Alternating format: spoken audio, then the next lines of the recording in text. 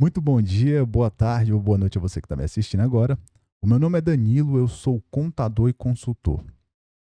No vídeo de hoje, eu quero traçar alguns paralelos e, para isso, eu vou falar sobre sociedades empresárias, vou falar sobre Assembleia Geral, o nosso Código Civil e as eleições norte-americanas. Por que eu decidi fazer esse vídeo?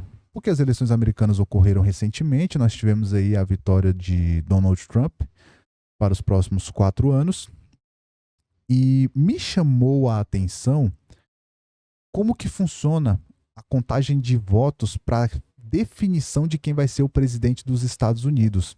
Porque diferente da forma que ocorre aqui no Brasil, o presidente dos Estados Unidos não é eleito pela maioria absoluta dos votos diretos, do voto popular.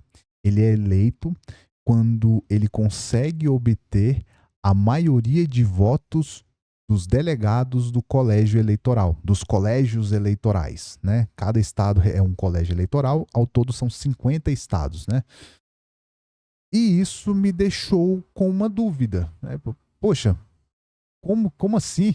Simplesmente a maior potência do mundo, em todos os sentidos praticamente, potência bélica, econômica, cultural, como que os Estados Unidos, sendo a potência que é, trabalha com um sistema eleitoral que num primeiro momento, aqui, vou até abrir uma aspas aqui, um parêntese aqui, num primeiro momento, para mim, pareceu injusto, pareceu um sistema ultrapassado.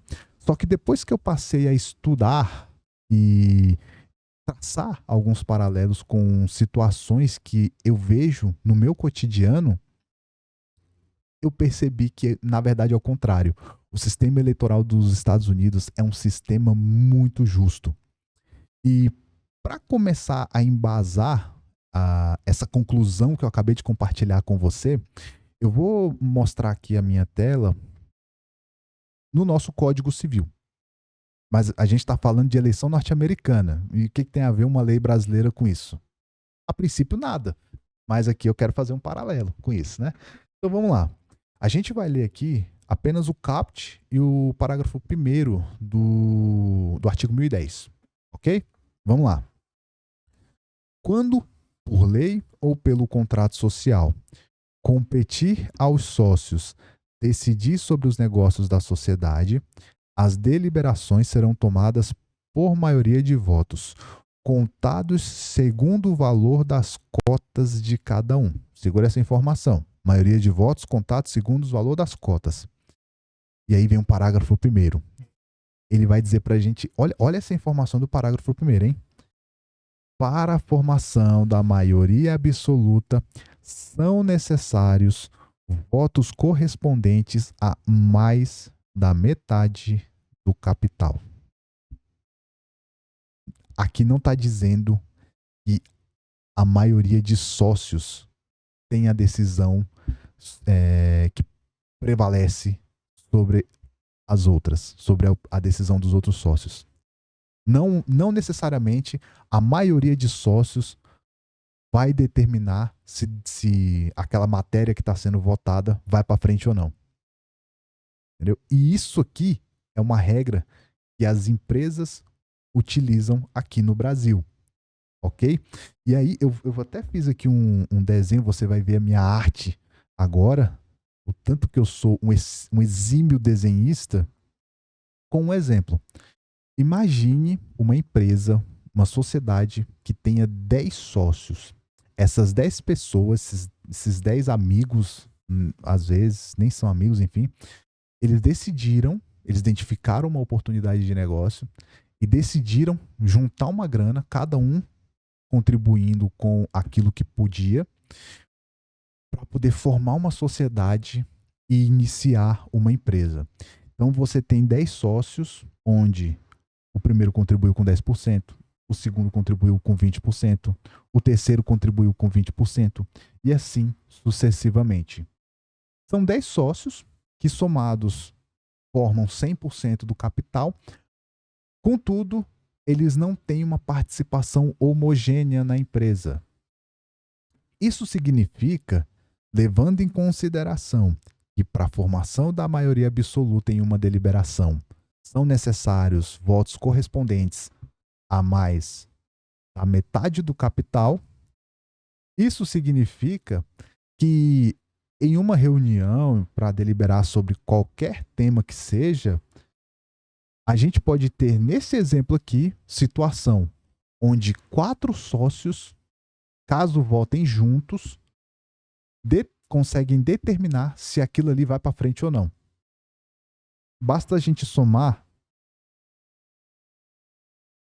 a participação no capital desses 4 primeiros aqui. Veja que somando esses 4 primeiros, nós temos aqui 55% do capital social da empresa. É uma quantidade menor de sócios, porém, os votos desses sócios representam mais da metade do capital. Então, esses 4 aqui, quando estão juntos, têm mais poder de decisão do que os outros 6. E é justo, parando para pensar. Porra, se eu coloquei mais dinheiro na empresa, logo, os meus votos têm um peso maior sobre o outro que colocou menos dinheiro. Nada mais justo, não é mesmo? E como que funcionam, em regra, as deliberações nas empresas brasileiras? Via de regra é o seguinte: uma vez por ano, os sócios da empresa se reúnem para deliberar sobre a aprovação das contas da empresa. Então você tem uma janela de 1 ano, suponhamos, acabou 2024, virou para 2025. O gestor da empresa faz o gestor não, na verdade, a contabilidade da empresa vai fazer o encerramento das contas, vai entregar as demonstrações financeiras para o gestor, e aí o gestor, no ano seguinte, em uma reunião chamada Assembleia Geral Ordinária, vai fazer a apresentação dessas demonstrações e dos resultados para os sócios da empresa.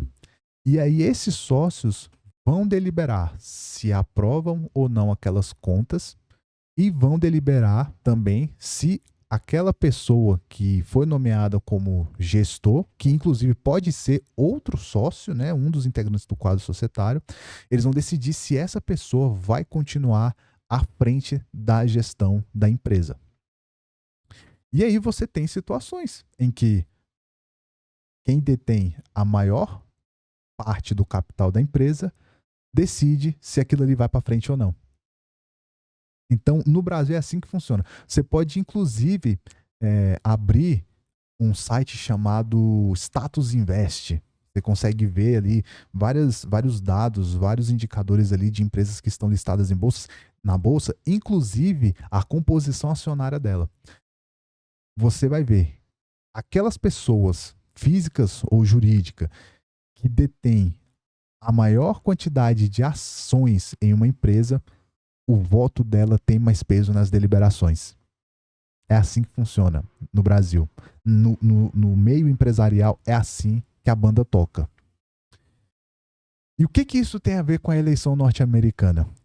Bom, eu cheguei à conclusão que a eleição norte-americana nada mais é do que uma Assembleia Geral ordinária de uma grande empresa que é feita de 4 em 4 anos lá nos Estados Unidos.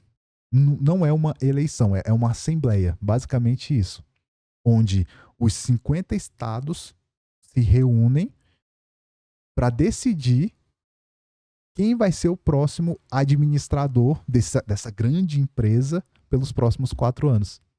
Lá nos Estados Unidos funciona dessa mesma maneira aqui. Só que lá, ao invés de capital, ao invés de cotas, cada estado tem uma quantidade X de delegados eleitorais. Então você tem estados que tem 3 delegados, você tem estados que tem 54, que é o caso da Califórnia, e você tem outros que tem menos, você tem estados que tem 10, 11, 12, enfim.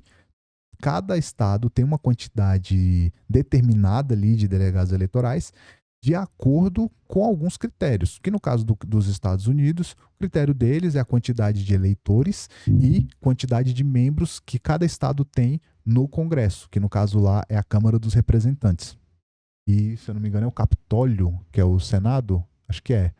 Enfim, Câmara dos Representantes e no Senado.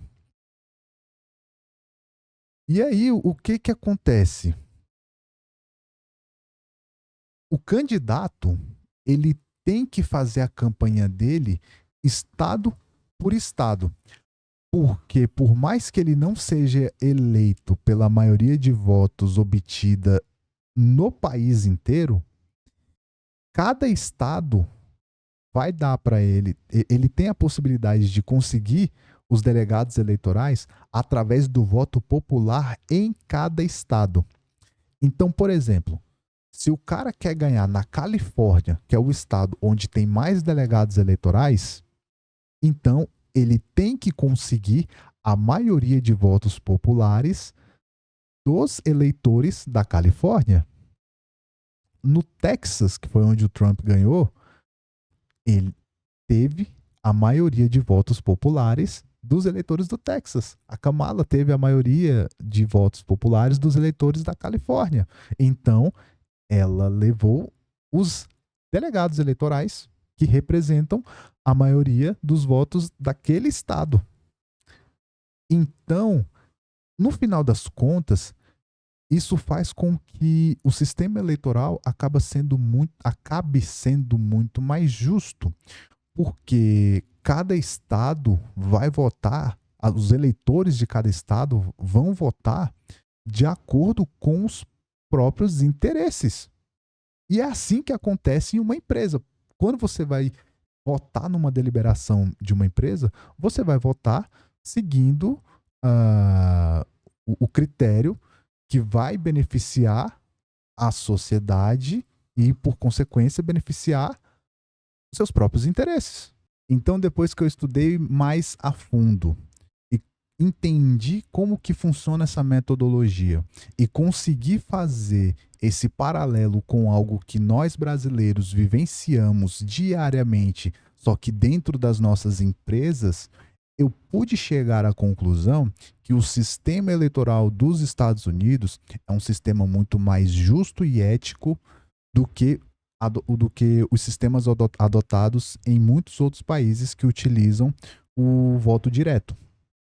Então, essa é a minha reflexão. Espero que essa analogia que eu fiz possa ter expandido um pouco a sua mente. Deixa a tua opinião aqui nos comentários, me diz o que você acha disso e a gente se vê no próximo vídeo. Um abraço.